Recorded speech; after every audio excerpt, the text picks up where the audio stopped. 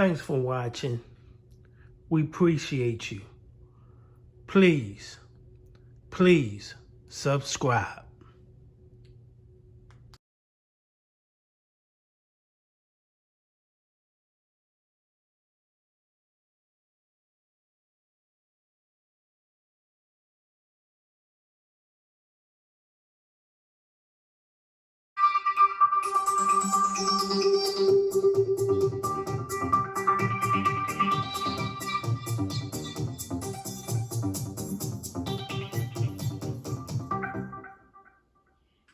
Warren Randle said the reason they're trying to lie on Jalen and make him to be some violent criminal, even though he's never been convicted of a violent crime, is because they're trying to justify this violent act, this unjustified violent act against him by a violent police officer that has been charged with aggravated assault previously. It's pending.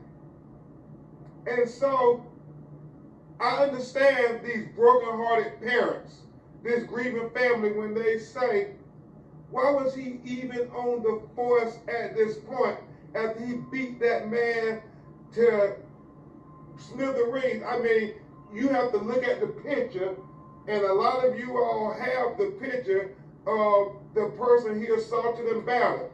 2 bloody eyes, bloody nose, bloody lip. It was like unconscionable what he did to that guy. And that told you the mentality of the officer. Even before Tiffany, we heard his words.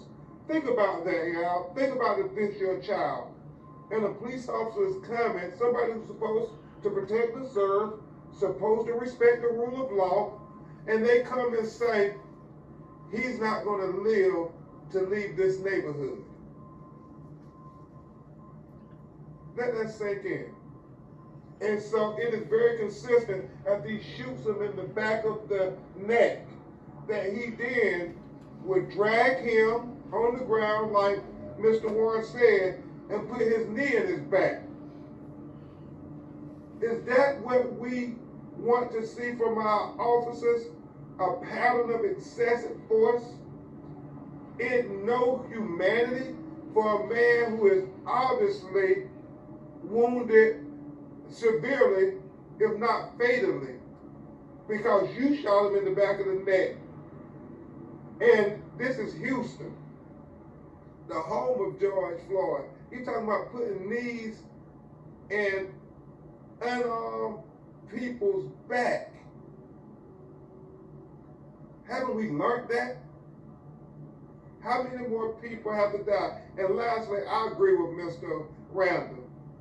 You know, leadership needs to be talking about this injustice. Not just enough to talk about George Floyd that happened in Minneapolis, hundreds of miles away, but we're talking about what happened right here in the backyard of your authority.